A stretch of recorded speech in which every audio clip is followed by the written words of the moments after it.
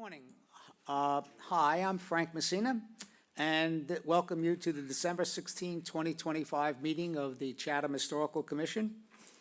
Before we begin, there's a couple of announcements that we need to make.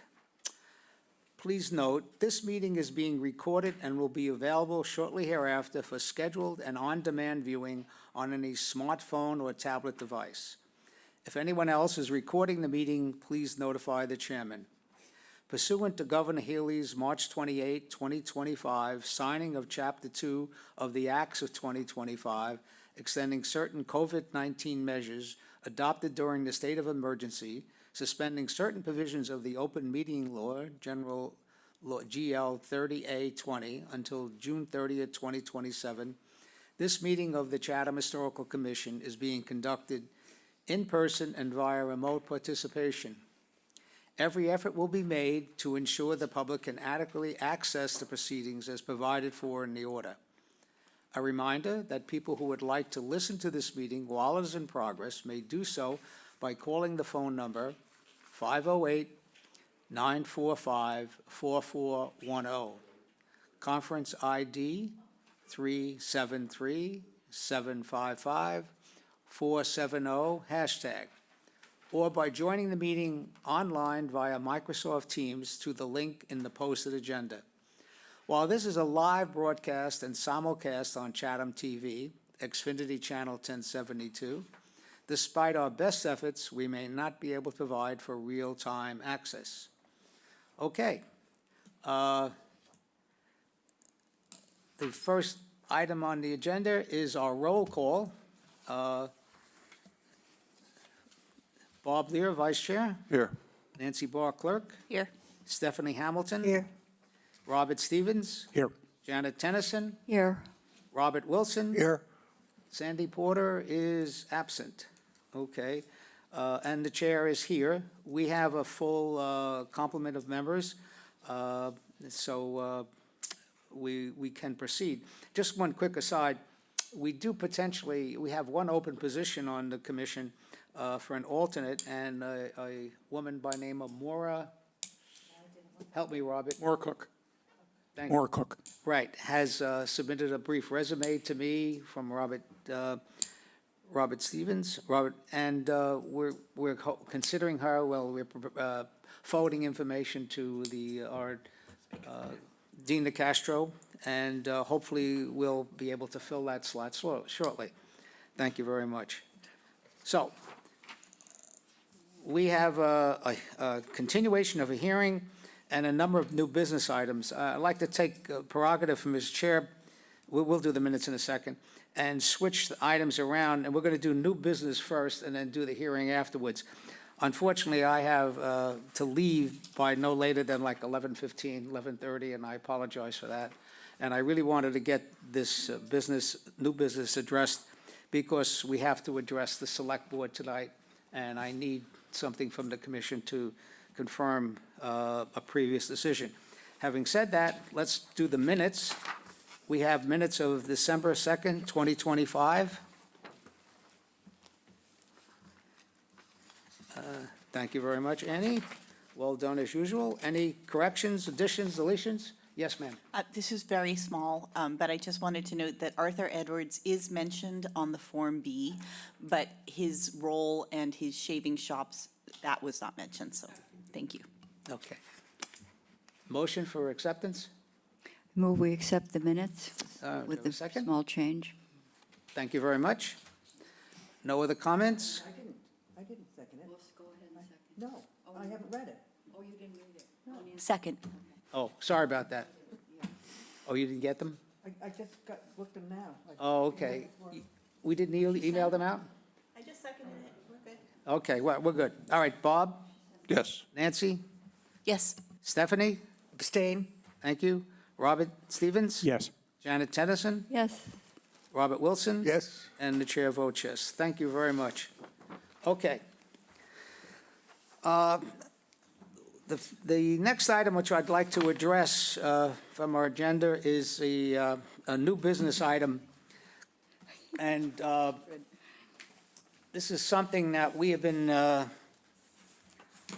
unfortunately or fortunately, dealing with for many, many years, and that is the issue of the 776 Monomoy Theater property, 776 Main Street.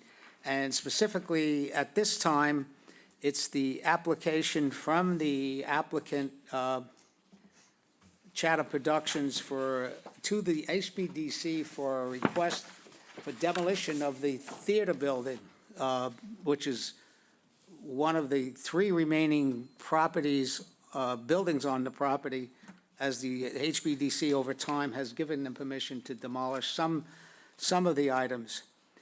The reason I have it on our agenda is that the applicant, Chatham Productions, in his response to the HBDC request for demolition, the appeal of that decision to the Select Board, it's interesting, the way the legislation is written, on an historical commission, if we come up with a determination, there is no appeal to the Select Board. The appeal goes to the, direct to the courts. I believe I'm correct. But with the HBDC, you can appeal to the Select Board, an initial process. Select Board could either approve it, send it back, or deny it, and it's a little bit outside our bailiwick in the sense we don't have any jurisdiction of properties within the HBDC. No direct jurisdiction. But the Historical Commission, since, goodness gracious, going back as long as I've been on the commission, has been dealing with the Monomoy Theater property as a property which was worthy of recognition and potentially listed as a National Register district in the, with Mass Historic. This Historical Commission, and I did send you some information, Christina sent out some emails about it, and our history goes way back, okay? As early as I've been on the commission, and I guess that was in the early 2010 or 2010 or something like that. And again, in earnest in 2017, 18, and 19, before the property was sold. What I had sent you, and also in your packet, is the Form Bs, which is the first step that the commission usually takes when it has a property that is considered worthy. So the first action that officially occurred was in, let me find the date, and I think it was in the previous commission, Nicholas Avery, who was a preservation consultant, and I don't know what the date of that particular one, there we go, it was, all right, I was right, June 1st, 2011. So this commission in 2011 provided to Mass Historic, and Mass Historic received a completed Form B on the 776 Main Street. It was part of that process that previous consultant, Avery, made the determination on the form, and if you go to page 6, National Register of Historic Places Criteria Statement Form. So effectively, this independent consultant, preservation consultant, felt that the property was eligible, individually eligible, under 3 different criteria for listing on the National Register of Historic Places. That's the first step the Historical Commission usually takes to officially make a request to Mass Historic to have it listed. As you're familiar, as the members of the commission are familiar with, and for the members of the public, it's a multi-step process. First, you do the Form B, then the commission formally requests Mass Historic for a determination of eligibility, or famous DOE. Is this property in fact eligible? The Historical Commission didn't do that. Who knows? We're a very busy place, and for a number of reasons, and we did not submit it. Quite honestly, of the hundreds and hundreds of Form Bs that we have, there are many properties or areas which potentially could be eligible. But we as a commission have to make the determination, is this something we pursue or not? We didn't pursue some areas. For instance, when we finally decided to pursue Stage Harbor, we got egg on our face because the applicant, the owners of the property really resisted strongly, and we didn't pursue it. So whatever reason, we didn't do it until much later on, and then the commission, who was dealing with a new preservation consultant, Eric Dre, and we then turned Eric Dre on, who's our preservation consultant, to update the Form B with additional information. Because if you look what happened in 2010, Avery, that preservation consultant, says, well, you probably should do more detailed information. We hired Eric Dre, and he did it. And in 2019, Eric updated the Form B. Okay. At that time, the Monomoy Theater property was changing hands. What I'm actually doing is rehearsing my speech for tonight to the select board.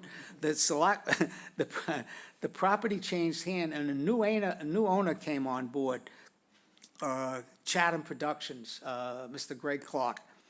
I personally spent a lot of time talking with and meeting with Mr. Clark over his intention on the property, because he was looking for the Historical Commission to support him.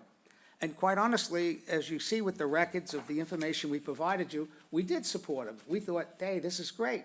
Somebody's going to come in, they're going to maintain the theater, they're going to save it, they're going to apply for National Register designation.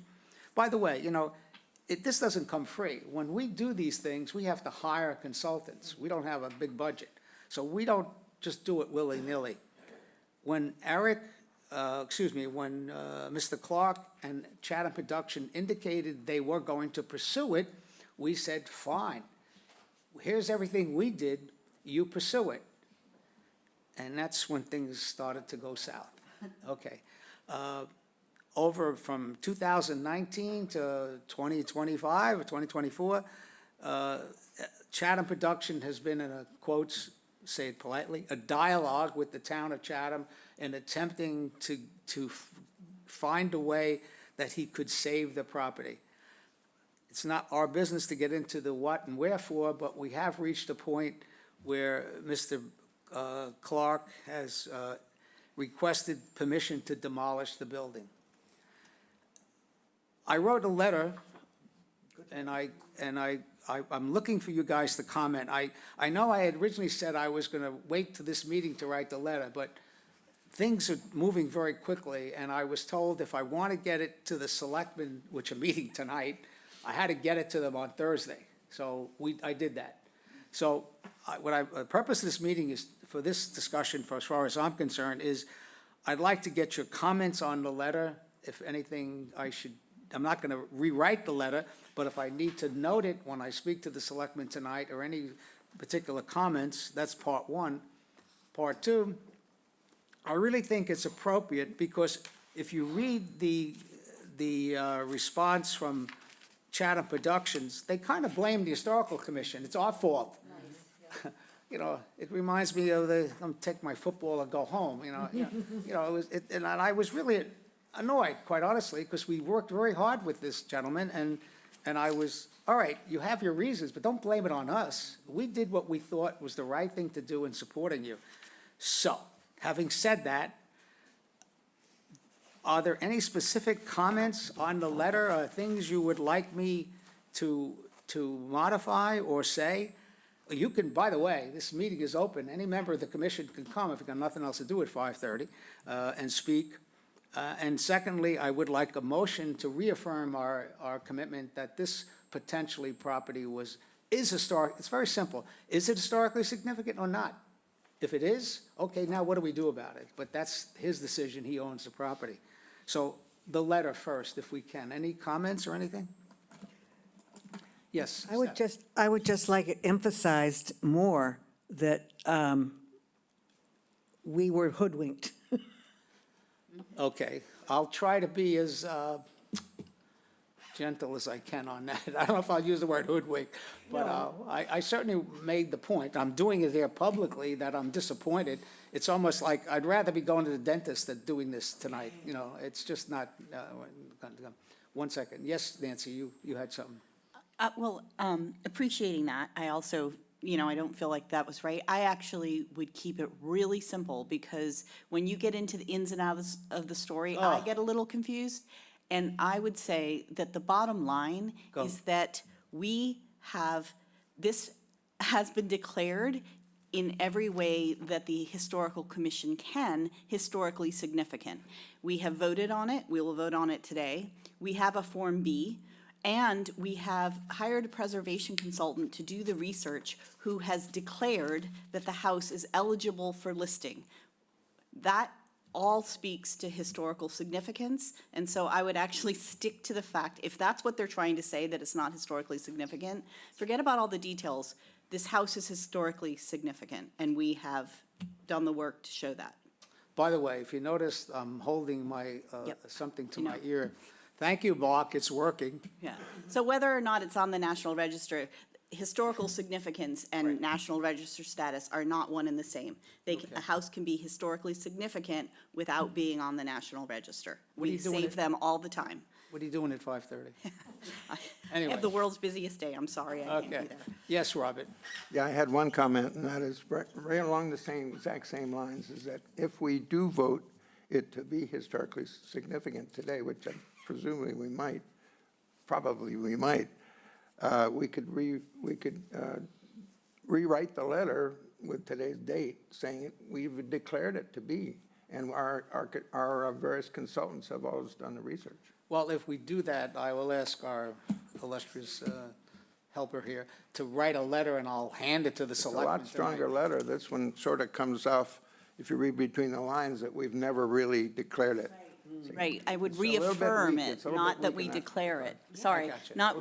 we're not declaring it today, we declared it a long time ago. Reaffirming. We're reaffirming Reaffirming. actions that have been declared in the past, Got it, in Okay. writing.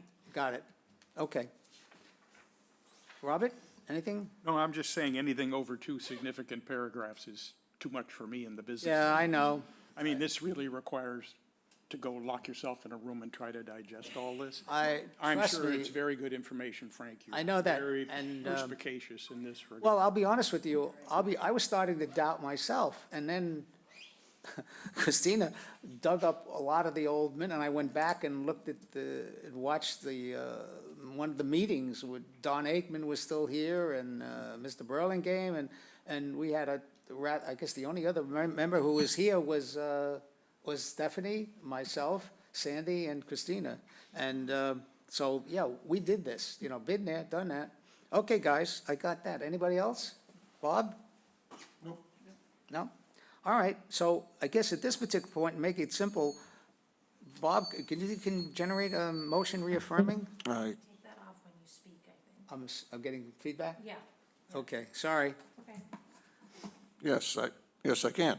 I move the Chatham Historical Commission reaffirms that the building at 77, the theater at 77 6 Main Street is historically significant because it is in whole or in part 75 years old or more. And it also finds that it is associated, well, let me just take this out of the Form B. And that it's locally significant because it's a well-preserved example of Greek revival and colonial revival styles, and is associated with influential individuals who played an important part in the history, social, and cultural development of Chatham. The Monomoy Theater possesses integrity of location, design, setting, materials, workmanship, and association that meets the criteria of A, B, and C of the National Register of Historic Places. I'll second.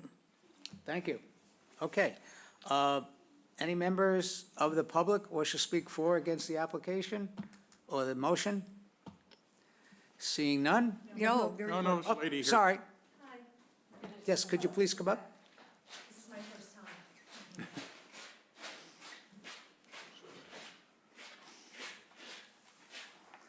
time. My name is Brooke Thomas, and I own 51 Elaphimets Lane in the old village of Chatham. A home built and. Miss, I'm sorry. We're going to be, this No, is, no, I know. This is not about that. This is about the Monomoy Theater. oh, okay, sorry about that. I'm here for both, but this is about the Monomoy Theater. I apologize. That's okay. So my home was built by noted naval architect Spalding Dunbar, the cousin of Harold Dunbar. and recently celebrated an in-home viewing organized by the occasion of the Chatham Historical Society 100th anniversary a few years ago. The interior of my home has a mural wall painted by Harold Dunbar, and they're absolutely stunning. Today I'm here to oppose the demolition of the Monomoy Theater. Chatham's value isn't just its coastline, it's its character. And character is made of the places that tell our story, not the places that maximize a parcel. Once we start knocking down the buildings that carry our cultural memory, we don't modernize Chatham, we erase it and replace it with something you could drop into any wealthy coastal town in America. The Monomoy isn't just an old structure. It's a symbol of the arts in Chatham and a direct thread to the people who built this town's creative life, starting with Harold Dunbar's early work, converting this space into a community arts venue. That legacy still matters and it still echoes. This town is already under pressure from constant redevelopment.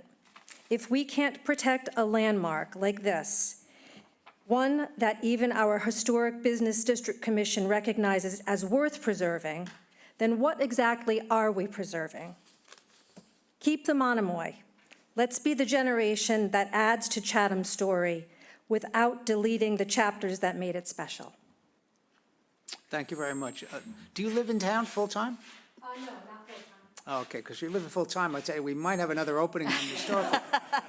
I'm sorry, I'm always selling. It's a necessary part of this process. Okay.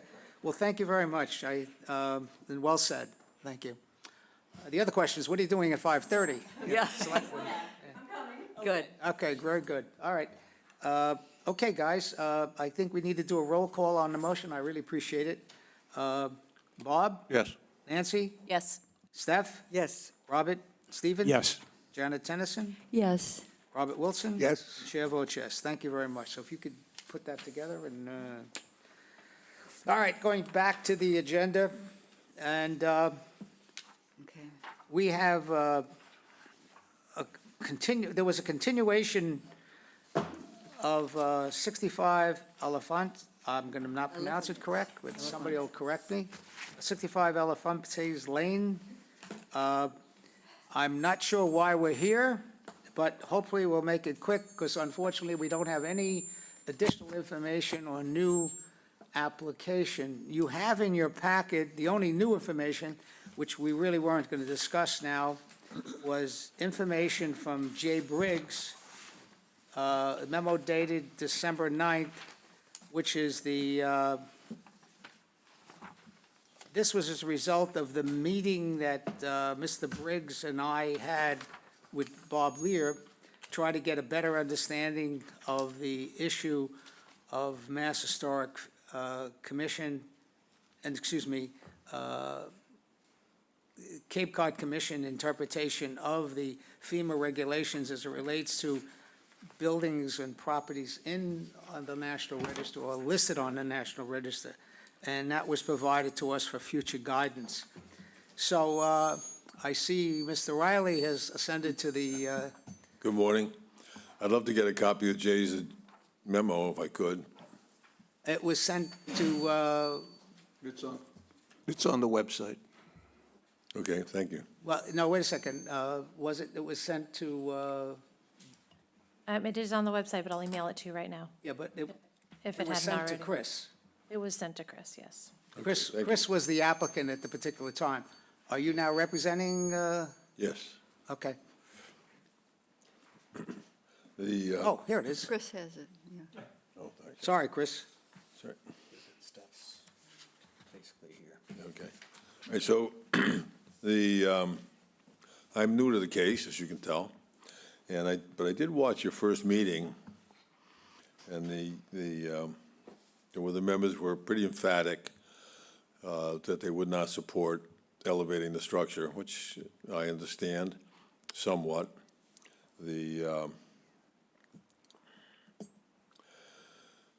We believe that. Bill, excuse me, are you going to present new information? No, I'm going to ask a question, Okay. but I just have a prelude to get there, that's all. No, it's all right. Just because we were hoping to get some a revised, the last conversation I had with the applicant was that they were working on some kind of a revision potentially. And is that the case or not the case? Oh, it's not the case. I mean, the situation is that It's not the case. we inquired about insurance if the building wasn't elevated. And the insurance agent told us that the failure to elevate the building to the top of the FEMA was like parking a car on railroad tracks. Sooner or later, a train's going to come along. Yeah, Same thing, so the house has been flooded twice. There's been experience down on Thayer Lane where somebody only elevated the house to the extent to get above the previous flood. And then the house is flooded again, so they had to go through the expense of elevating that house again. That's the Gershman property at the end of Thayer Lane. And we don't want, much as we like and admire the Gershmans, we don't want to do what they did, which is spend money twice for the sole purpose of protecting the building. So since, the members are opposed to elevating the building, perhaps the best thing to do in terms of use of time is simply refers to the Cape Cod Commission. okay, so if I understand what you're saying, and I guess I'm looking over at Chris, who we had a conversation with, at this particular time, you don't want to submit new applications, you want to send it to the Cape Cod Commission. Right, because the clients Okay, don't want to partially raise it, they want that's to raise fine. it. All right, fine. So what I would like to do is, you don't have any information and you submitted some new drawings today or something, or Some new photographs. photographs. Photographs. And I'd like to give the members of the commission time to look at that information, and then put it on the agenda for our next meeting, which is when? We have no applications for our January 6th meeting. But we do have a meeting January 6th. Yes, we do, yep. And then we'll take it up and have a conversation at a particular time. We don't usually like to send things to the Cape Cod Commission without any, the Cape Cod Commission does not want us to send it to them if we don't have to do that. We have a situation where this application is in fact the National Register property, a contributing Right. structure in the National Register District, and we never really had a clear discussion yet with the commission members. And so this is kind of short-circuiting the process, Bill. So, I understand your request, and I would prefer at this particular time that we as a commission have an opportunity to address that and all the information which we have, and then make a decision to refer it, or actually not refer it, was to make a decision and deny it, because our application is twofold. We don't just refer it to the Cape Cod Commission, we would also potentially impose a demolition delay. And we're not at ready point to have that, because I was told you're submitting new information and revised application. Now you're telling me you're not. So at the last minute, you're changing the game, and Well, it's in the first inappropriate. place, it's not the last minute. I'm sorry. It's We're the going on last to minute. January 6th. It's the last minute. We were told you were submitting a new application, and we agreed to continue it. At this particular time, you're not submitting anything new, and you're changing the request. So Well, we're going to continue One of this. the other We're things going I've to continue learned, this to the next meeting on January 6th, in One of which the we other will things I've consider your learned request since I that we would. was retained Can you to let me finish and assist the stop family. interrupting? Thank you very much. I know it's difficult, but try. Okay? So we're going to continue this to our next meeting, January 6th, in which we will consider your request and look at the additional information. We also have getting additional material from neighbors who are commenting. And so before we make a decision, we have to look at all of that. And we're I not going to agree. look at it the last minute. yeah, no, I agree. So if you would What submit, What I've learned since I was retained is that I know a lot of folks believe that the house can just be partially raised through a historic exemption. And what I've learned, and ask you to confirm it, is that yes, if the foundation has to be modified in any substantial degree, the exemption doesn't apply. Now, I was just told that. I don't know if that's accurate or not. well, that's it, Bill. Got a lot of opinions, and we need to focus. And a lot of this has to refer to, unfortunately, not unfortunately, with the building commissioner. We don't make those decisions. It's Right. up to him. Yeah, He's the one who wishes a waiver. So, Right. And I'd also like, since you mentioned the demolition delay, I'd like to point out that this property is at risk for flooding. yeah, And if it floods again after you impose a demolition delay, I believe that the commission and the town would be liable for wonderful. the I damages. love that. Great, Okay. good comment. There's also testimony that a lot of other houses in the area would receive, but no work was done to remediate it, so that's a problem. I would encourage the applicant to remediate some of the problems so that the mold, which they're complaining about, does not get worse. Okay, Thank you. let's motion to adjourn this to our January 6th meeting? Excuse me, Frank, just to get the letter, we usually read the letters that come in. Is that all right? To read that one letter, or should we Oh, okay. continue that? Well, we could do it now, we could do it as January 6th. We're not making a decision, we could do it on January 6th. All right, let's do it now. Okay, let's Nancy do it got now.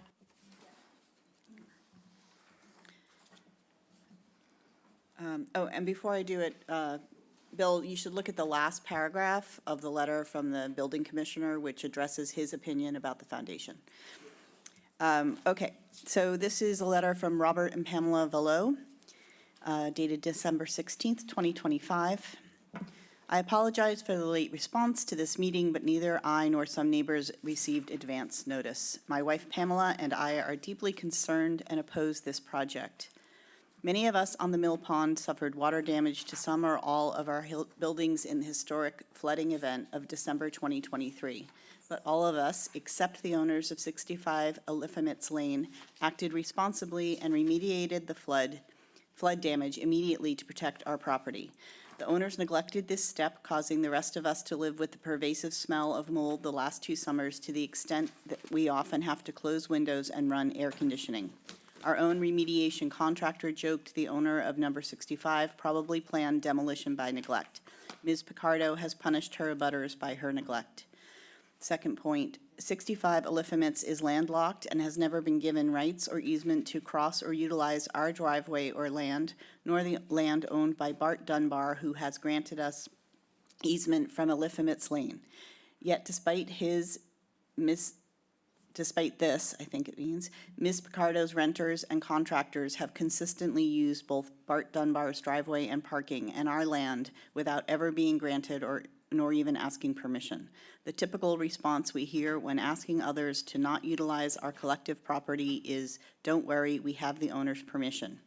In addition, I could write an entire chapter about the bizarre and completely inappropriate frat house conduct of her renters' utilization of many of our neighborhood properties, but that is not germane here. Last point, we are concerned this process has been executed in a disingenuous fashion. I can't comment on the historical significance of the building at number 65, especially after this late 1940s building had largely unpermitted modifications by previous owner Robin Diston in the winters of 1996 and 1997. Sincerely, Robert D. and Pamela M. Valo. Okay, Sorry, they are the Thank you very owners, much. owners of 47 Oliphant's Lane. I realize it, not. yes, Mr. Ford. I know this is a public hearing, and I also know that the chair has a tough schedule in terms of timing. I just want to get on the record that we will address the comments made by Mr. Riley at the next hearing. Yes. I won't take the time to do it today, because I know time is a difficult issue, but Well, no, I didn't want to let it go by when Brother Riley speaks without saying that we'll have something to say as well. Yeah, at the well, next hearing. there's some new information presented, and, I would like time for us to adequately consider it before we make any rash decisions, or any decisions at all. Right. Thank I'm you not very sure any of it's new information, but that's okay. I'll talk about it again on Thank you. 6. Thank you. All right, now, just inform Jay again for that, what we're doing here. I'm sorry, Bob, did you want to say something? No, I'm just going to. Okay, motion? Thank you. I move that the Historical Commission continue this matter to January 6th at the request of the applicant. Second. Okay, do we have any other comments? We'll quickly do a roll call, once I find my roll call sheet. Sorry, I have Here a we go. comment, just, I'm not going to be here on January 6th. I'm flying back from overseas. So if there's a quorum problem, I'm sorry, I just clicked into that. Apologize. Okay. But they usually have Wi-Fi on planes. I'll do my best. Okay, all right, Bob, Yes. Nancy, Yes. Stephanie, Yes. Robert, Yes. Janet Tennyson, Yes. Robert Wilson? Yes. And the chair votes yes. Thank you very much. All right, okay. I've got a few minutes, if you guys would bear with me. I apologize for this, moving things along, but it's a good way, we get things done quickly. I can go home earlier. We have just a few old business items, and I'd just like to comment quickly on it. Demolition by neglect, I'm still waiting for the responses from, have you got anything? From Christine? So I believe last time she was here, I think it was in your court to bring something to her, kind of a base of what you would think.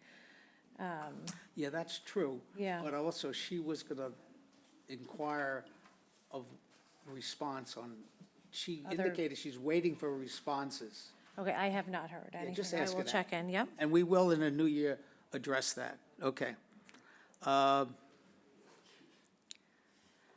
What we need to do, and the only really important thing as far as I'm concerned, is I believe we have consensus, and maybe we need to just have an informal discussion a little bit amongst us.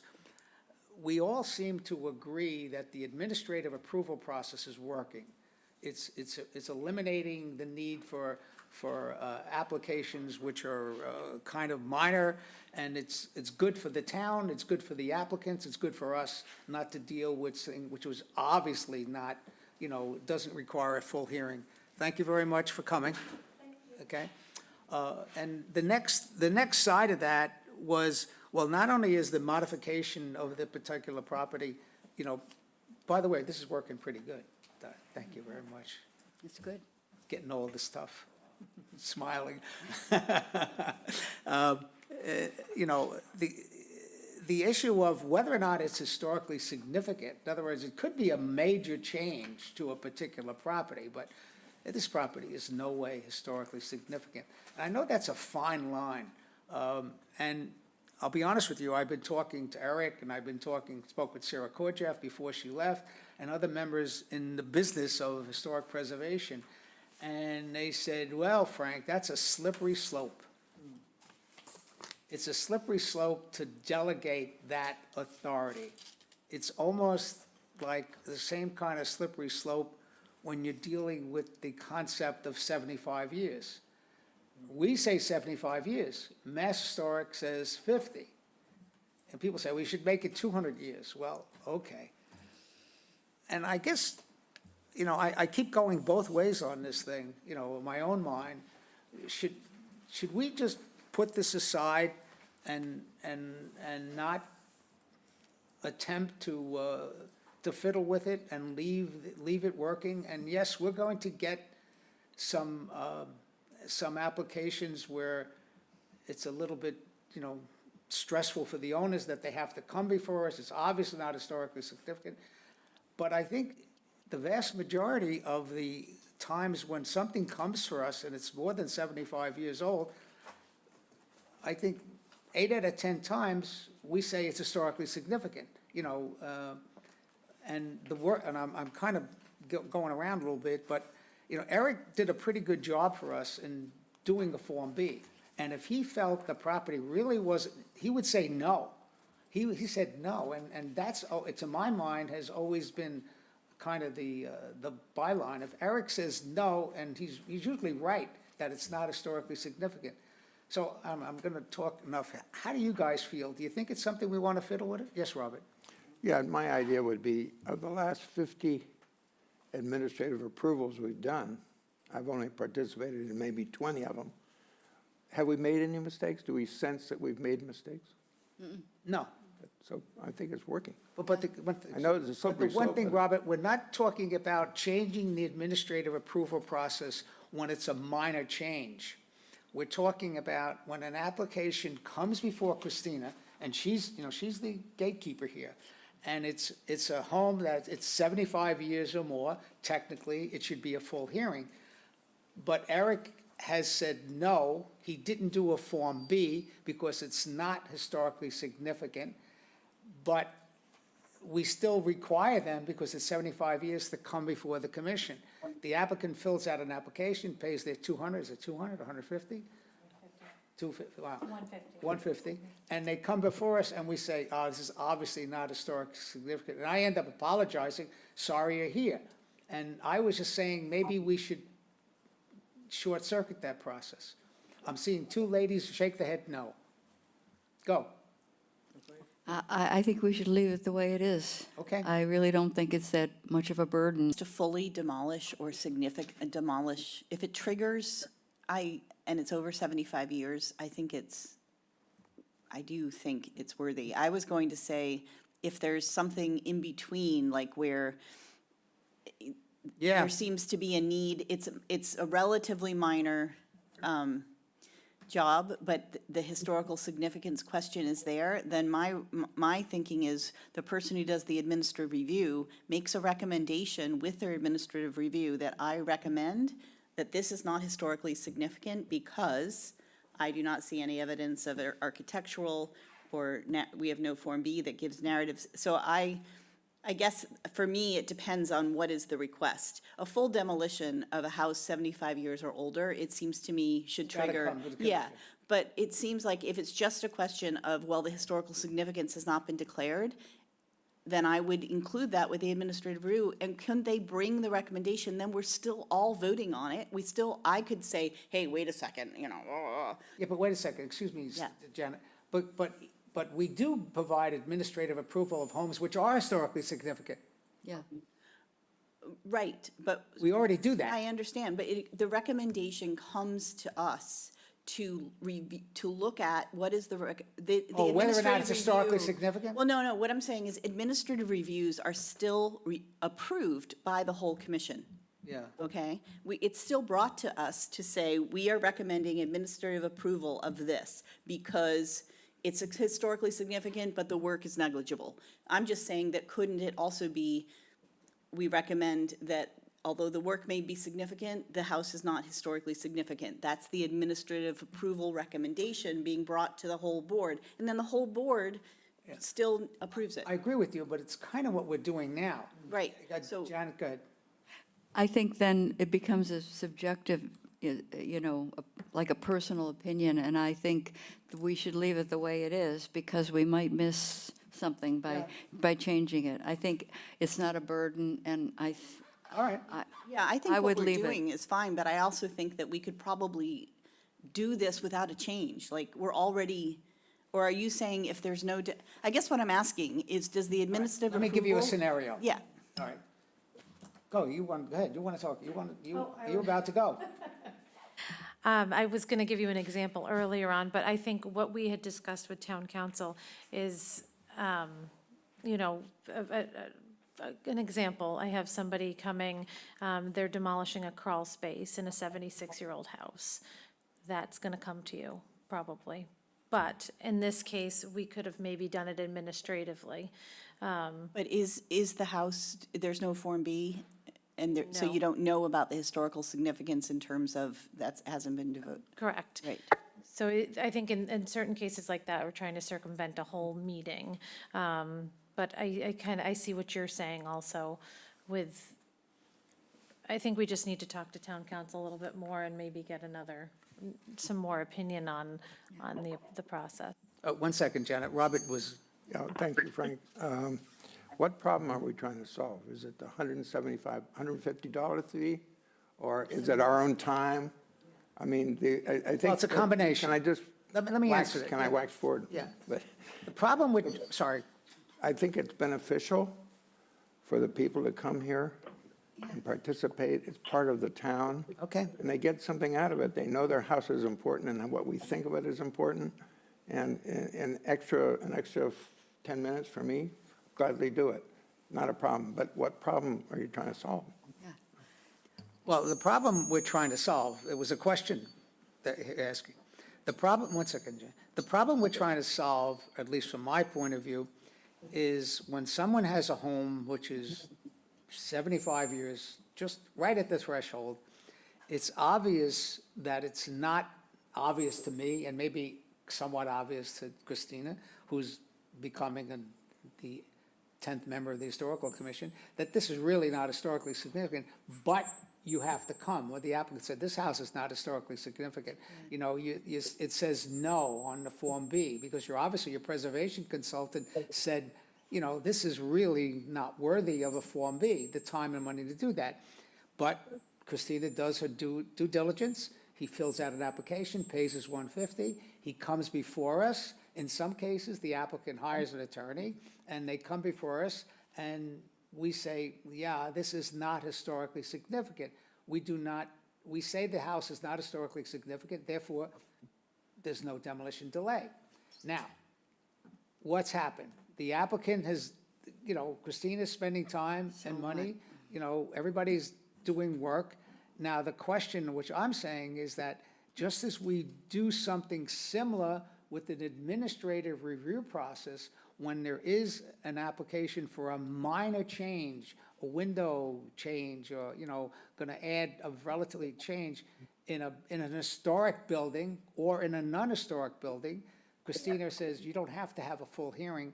Why don't you apply for an administrative approval? It doesn't cost them anything. They fill out one page. They give us a little bit of information, not all the details you have to do with a full application. She calls me, either myself or I sign one or two members of the commission. You guys look at it, you say, yeah, this is relatively minor. The change is not affecting the historical significance of the property. It comes before the commission and we reaffirm it. That's it. But the problem we're trying to solve is if there's a major change, and now we're getting back to where Nancy is. Somebody has a house that's 76 years old, he wants to demolish it, or he wants to make a major change, but yet the house is obviously not historically significant. Do we still drag him through the process? And before I acknowledge these two hands raised, and I think the answer is no, we should just leave it the way it is. But go ahead. No, actually, thank you for clarifying me where you've come from that, because I absolutely believe that if a house has a significant request for demolition and is over our threshold, it should come before us. And partly because, I'll just say this, Eric had said when he met with us that he's changed the way he reviews it. And all due respect, if he can't see a house or he hasn't done the historical research, a house cannot look significant but actually be related to historical events, or he just couldn't see it on the driveway. So absolutely, I'm backing away from my flexibility. You know, now I remember what I didn't like about you when I first came on the commission. She's always right. Anyway, go ahead. I reaffirm my position. I keep it the way it is because, All right. okay, it's just a crawl space. But then, oh gee, we found this. We're going to change this now too. We're right. not coming back to them. Okay, and I'm gonna say to my dear friend Steve Burlingame, who's no longer with us, this was he had two things that he wanted us to do, and he's no longer with us. And, sorry, Steve. So, anyway, I did what good. Yes, Robert. I'd just like to add something, is that if there's a full demolition like we're talking about, when the applicant comes in here, this is a prelude to the ZBA. We're setting them up to let them know that the historical part of Chatham is important. And Okay. they should not go out and spend a lot of money for architectural plans that don't fit the roadscape or the seascape or whatever it might be. So I think the process is working. It's not a burden in time. I think the only time it's a burden in time is sometimes on a cold winter day and 7 of us go up to look, go to look out at somebody that wants to add a rail to their step. That's when it's a burden. And I think it's also a burden. Sorry, I'm going to jump outside the box here. I also think it's a burden because there's a bit of seasonality in our work. I don't know what the seasonality of our work is, but I've noticed that some meetings are intense. We have a lot of applications, and other times we're dragged out in a snowstorm to review something that we just talked about last week. I know. So I don't know if there's such a thing as flex hearings where we're required to have at least one meeting a month for sure, And if there's a seasonality burden, then we add a second season. I could go on about the time. I would love to get some young people on this board that would take an interest. But a 10:30 meeting is not possible. All these people work. So there's a lot of give and take here. Yes. I just think that there's some common sense that we need to think about how we Okay. do this. The time is not a concern along here. Yeah. All right, good. Yes, Robert, anything else? Just one thing, how about young at heart? How about young at heart? Young at heart, there you go. Okay. Frank. Age discrimination. We got to be careful. He's chairman of the ADA committee, you know. Yeah, it's true. Just one brief comment, too. I agree, I guess, most with Christina's point that when we talked with town council, 2 months ago or something like that, Yeah. we had an idea about changing the wording of the administrative review part in the regulations. And town council said, well, if you do this and that, that requires a change in the bylaw. And I frankly don't see where in the bylaw it says that specifically. So I would, before we at least take one more shot at town council, before we make a determination on this. Well, you know, I hear what you're saying, but But if we leave it the same, there's no, my no sense problem. at this particular point, that the vast majority of the board says, leave it alone. Okay, then that's fine, but I think All just right, that's be fine. aware of the town council intervention there, Yeah, and no, I agree. Well, thank you very much. But again, you know, we just never had a chance to have this discussion. We keep talking around it. Okay, I'm done, and want to thank you very much, and I appreciate it, and if you could do that and email it to me, I'll get it back to you, and you leave at what, 4:30? 4:30 or 4:30? 4:30. Okay, I'll stop by and pick up copies of it, because I want to give it to the selectmen at the meeting. All right, I move we adjourn the meeting. Second? okay, no discussion? Bob, yes. Nancy, Yes. Steph? Yes. Robert Stevens? Yes. Janet? Yes. Robert Wilson? Yes. And the chair votes yes. Thank you very much, and I do appreciate your help on the Monomoy Theater. Hey, everybody have a happy holiday.